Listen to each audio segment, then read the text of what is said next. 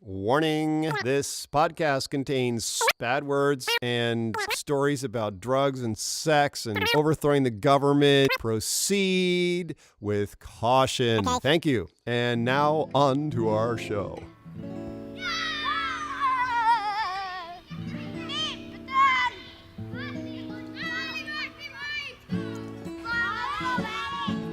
Wake up, brother, we got nothing to do. Let's go outside, just me and you, and build a fort. We'll pack a lunch, won't be home till after dark. Then after dinner we can sneak back out. You know that high school girl I've been telling you about? Well, she gets undressed about 8:45, and we can watch her do it from the big old pine next door. She got a room on the second floor. Well, looks like another fucked up day in paradise. The studio is properly lit. Here I am coming into frame, getting myself all situated here. Goo, goo, goo, da, da, da is all I want to say to you. Dun, dun. Okay, that's on, right? Everybody's on? A one, a two, a 1, 2, 3. It's over there. Be careful out there. Okay, thank you.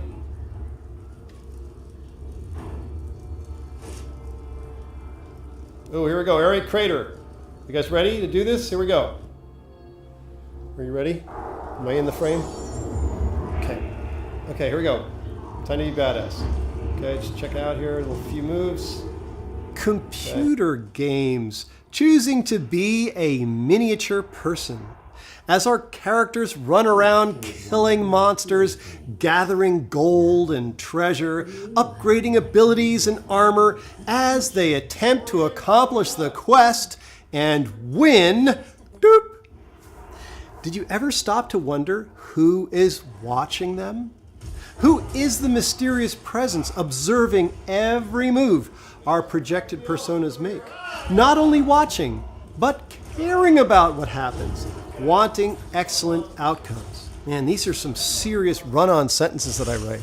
You need some cognition to read these sentences. Who is the mysterious presence observing every move our projected personas make? Not only watching, but caring about what happens, wanting excellent outcomes for what amounts to a tiny blur of pixels on the screen. Good God. What kind of sentence is that? That was hard to read. Gee willikers. How are my levels here? Levels are good. Okay, we're still on the first paragraph, ladies and gentlemen, but we're beginning to get some momentum at this point. All right, this is going to be a long one. Not just for me to record this, but for you people to listen to. I think once in a while, you really have to listen to a long podcast because, okay? Free form, flowing. Right. All right, let's try this again. Quiet on the set. Camera. Rolling. Sound. Rolling. And action. Computer games. Choosing to be a... Oh, you know what? Here's the problem. We gotta say the beginning. Daughter of Godcast. Episode 125. Diversion. All right, one more time. I got this. Just leave these nice pauses. It's good. This is it. I'm in training. Now, I now understand what I'm doing, okay? I understand what's at stake here, okay? Got it. It's going in, okay? Okay, here we go. What's at stake here is that this is what I'm doing. This is the art that I'm doing. Aside from this movie, that's all fun, but here I am, I'm on stage, I'm writing stuff, I'm saying it. So that's why this is I'm realizing that this is important, because I like to act. I like acting. And what else do I like? Well, I like writing. I like acting. I like expressing myself. I like laughing. I like writing things that make me laugh. And I'm like, okay, well, What if I share those things that make me laugh with others? And this is it.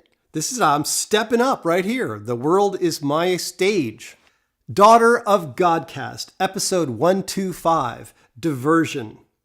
Computer games choosing to be a miniature person. As our characters run around killing monsters, gathering gold and treasure, upgrading abilities and armor, as they attempt to accomplish the quest and win. Did you ever stop to wonder who is watching them?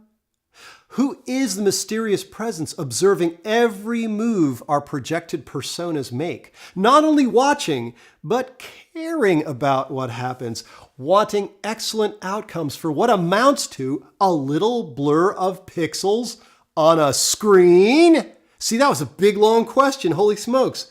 Who opens the map, susses out the optimal path through the dungeon? Who chooses the best configuration of weapons and spells for triumph over the evil hordes? Hordes of evil. Yes.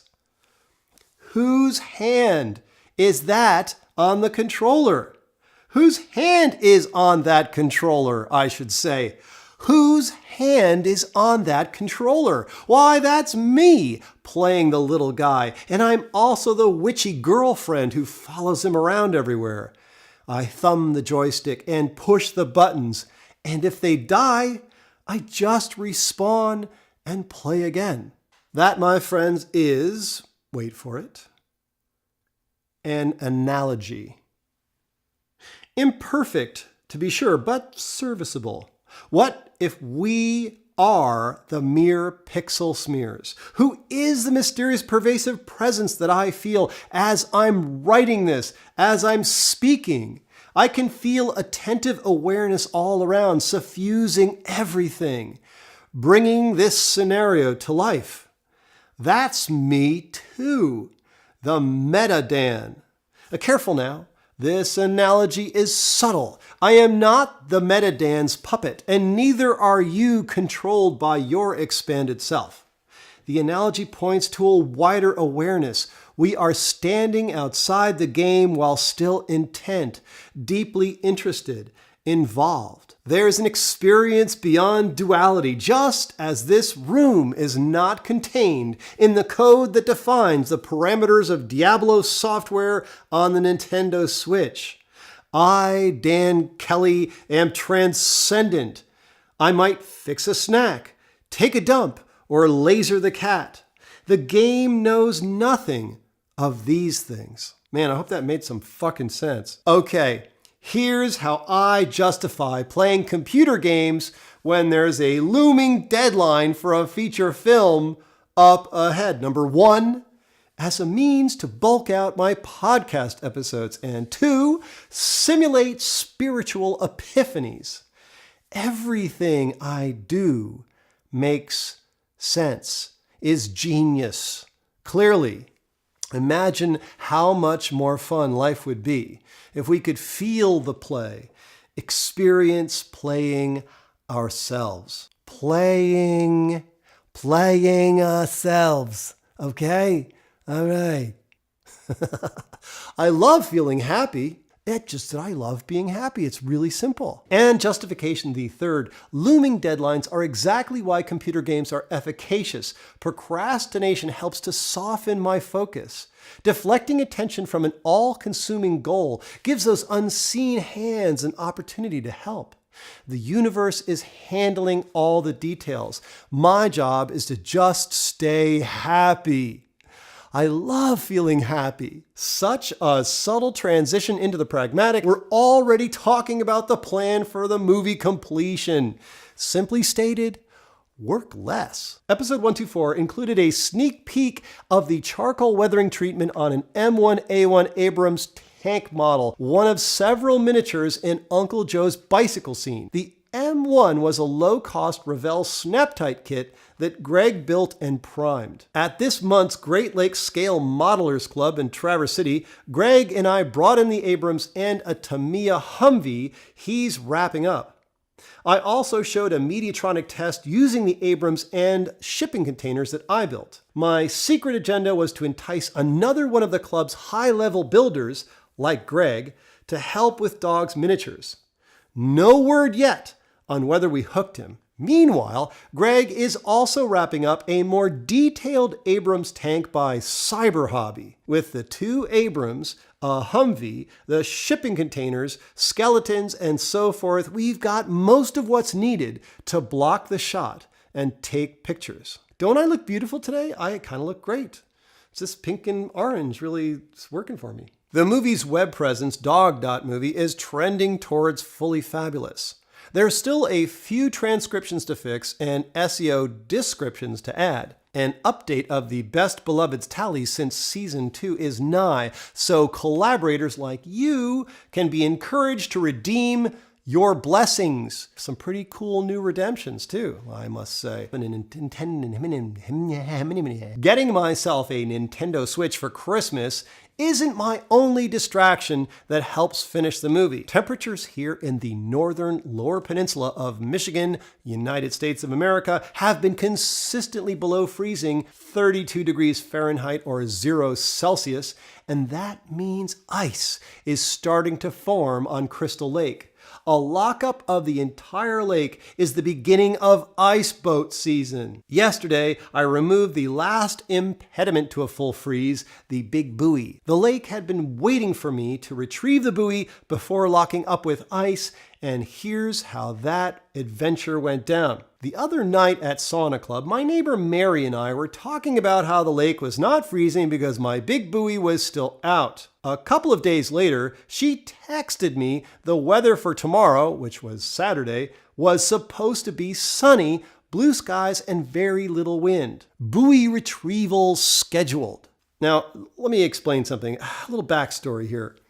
Why am I even talking about bringing in a freaking buoy? Well, because I just kind of blew it off in the summer and then blew it off in the fall and just blew it off. I'm like, okay, here's what I'm going to do. I'm going to bring that buoy in before the lake freezes. Okay, so meanwhile, the lake is getting colder and colder and colder and colder, and it's just about to freeze. It's freaking 33 degree temperature water, and the buoy's way the fuck out there. So, and not only that, but I've got a scuba dive on it, so I have to unchain it from the, it's a little bit to do. Yeah, so I've been kind of putting that off for a little while.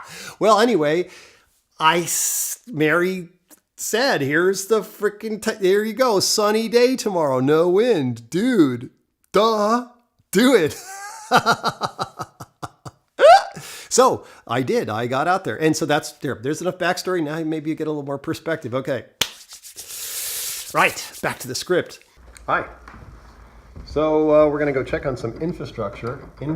Infrastructure? No, it's infra, I'm pretty sure. Infrastructure for adventure. It's a bit nippy today. I'd say it's in the low 30s. Yeah, it's low 30s. Sun's out. It's quite lovely, actually. And we're here to check on the rowboat, which has some water in it. Quite a bit, actually. And I'm going to guess that water's frozen. So the rowboat isn't exactly a practical option for us. Yep, that's pretty much frozen in there. Plan B is the paddle boards. Look at how beautiful it is out there. Sunshiny. So nice. We'll just take this while we're here and set it up where it needs to be. Oh! La, la, la, la. La, la, la, la, la. Now I suppose a paddle would be kind of nice. A paddle. Fiddle faddle. I don't believe I have a paddle. Oh! Look at that. That's exactly what we need. This looks like as good an entry point as any. Right there. So we'll just put our paddleboard right here. Looks like our buoy is quite a bit tippy over there. And let's just check this paddle. It looks like it's in fairly decent shape. It should work for us. What is he thinking about? What could he possibly be planning with a paddleboard on a, what is this, January 12th or 13th today? Hard to say what Dan Kelly could be up to today. It's always a surprise, isn't it?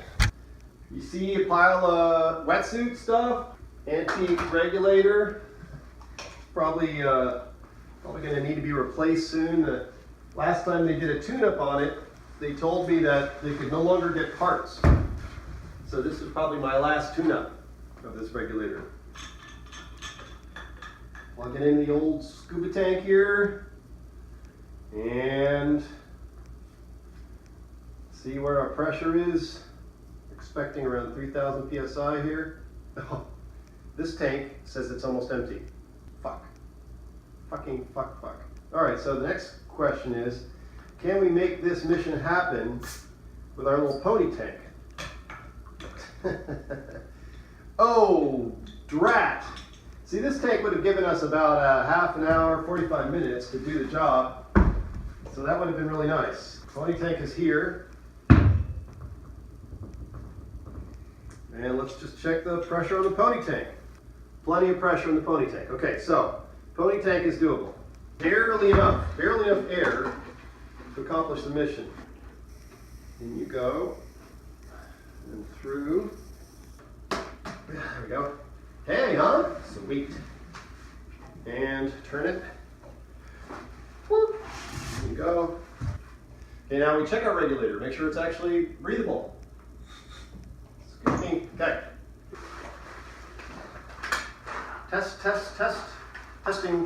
We want this to not be too tight on our body.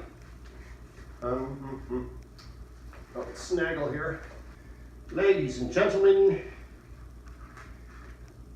we have a fit. Actually, there's another step that I neglected to do before we get suited up. So let's do that step now. So really important to check all of our components.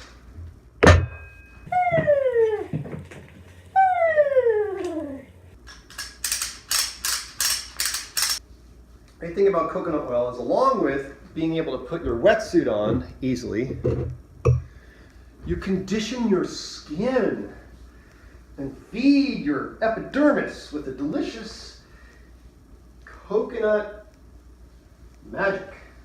One leg ready? Slide it up. Yep. And up. Get it all situated in there. Wool insulates even when it's wet.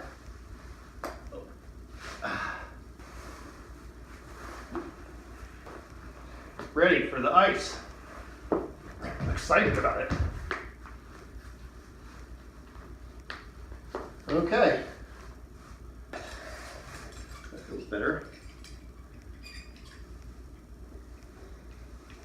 Put some top for her head. Maybe we'll put it on the neck. It's better. Turn it back on again. And here we go. Hello. Turn this camera off, switching cameras now. Oh, it's so beautiful. It's so beautiful today. In my deep purple dream. Strong shelf here.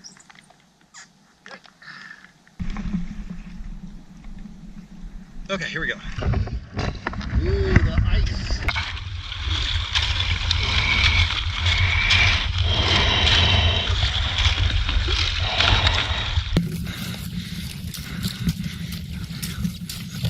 Oh, so beautiful. Oh. Nice. Very important to have the proper framing. Nice. A little tip there for you filmmakers. Dude, look at that ice, huh? Okay. Not under the rope, no. So there's our connection. Randall!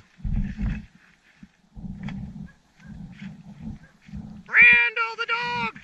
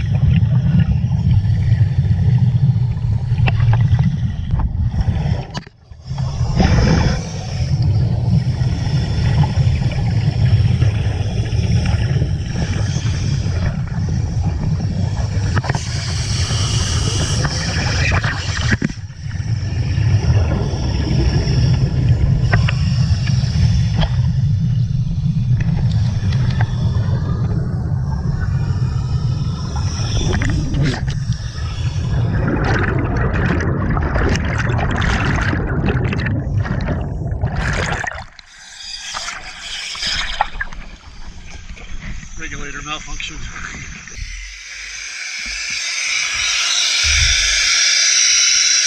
The air has been blasting through this and it's super cold. This metal piece got so cold, it froze my glove to it. We could try a little free diving. See if we can do it with free diving. I don't think so, but we can try it. No harm in trying. This would mean more time in the icy water, but I'm a Wim Hof guy. Why not?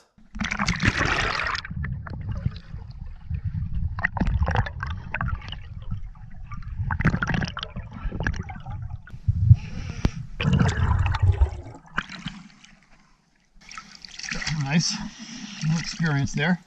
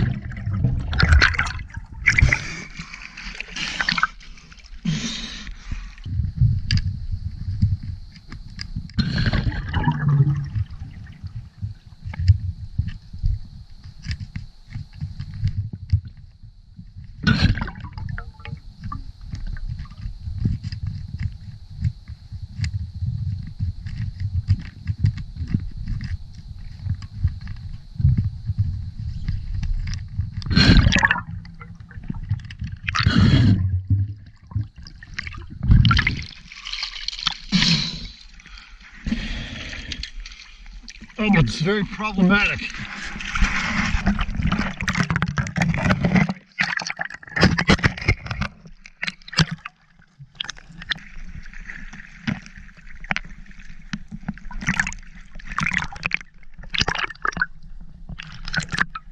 Ladies and gentlemen, oh, my toes, my feet, my fingers, oh, 1 hour and 25 minutes.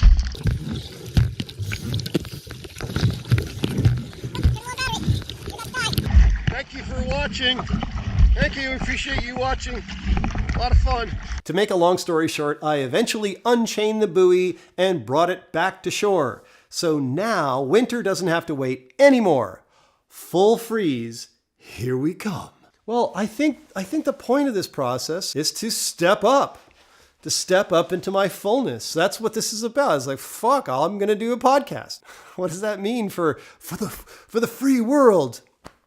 Well, I feel like it's time for me to talk about what I've been discovering and even to discover what I've been discovering with you, with a bunch of other people, because it's more fun when you do things together, okay? I'm gonna do this. This is gonna happen, whether you come along or not. But I just love the idea of you coming along. Come on. Yeah, come on over.